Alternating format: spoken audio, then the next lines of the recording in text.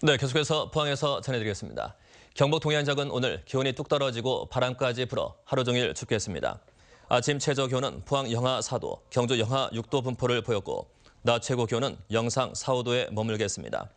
바다에는 풍랑주의보가 내려진 가운데 물결은 최고 4m까지 높게 일겠습니다.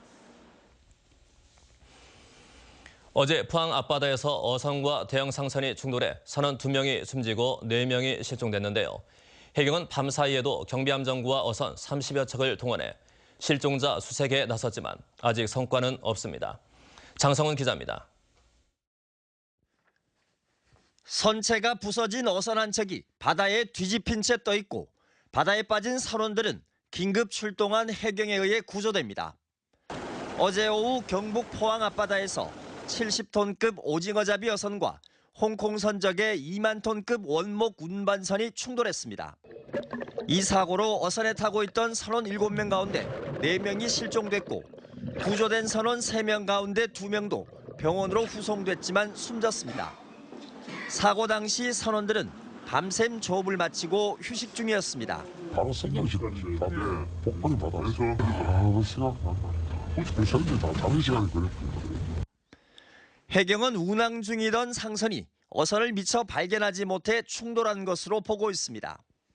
CG나 나와 있는 건 특별하게 좋은 상태였고 수색이 어느 정도 종료가 되면 그 화물선 대상으로 해서 조사가 진행이 될 겁니다.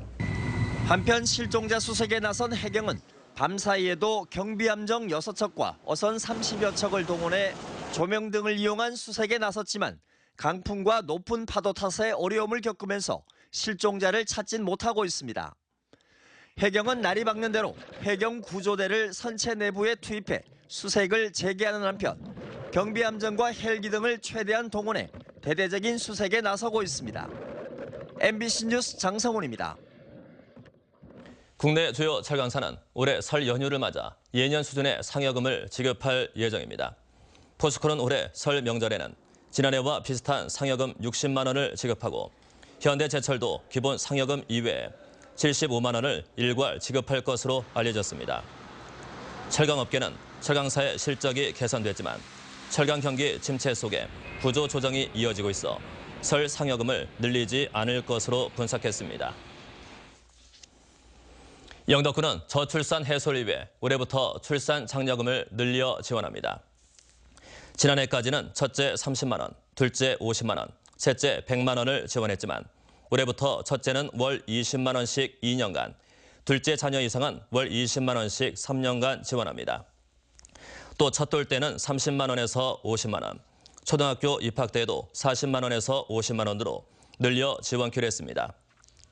이 밖에도 임신기간 영양공급구와 난임 부부 수술비 지원, 미숙아와 선천성 이상아 입원 진료비도 지원합니다.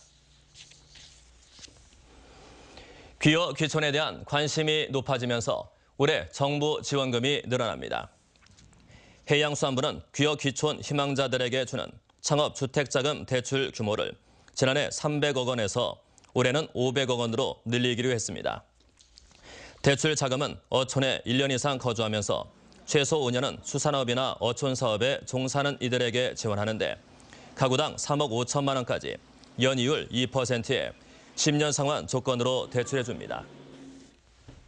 네, 이상으로 MBC 뉴스를 마칩니다. 감사합니다.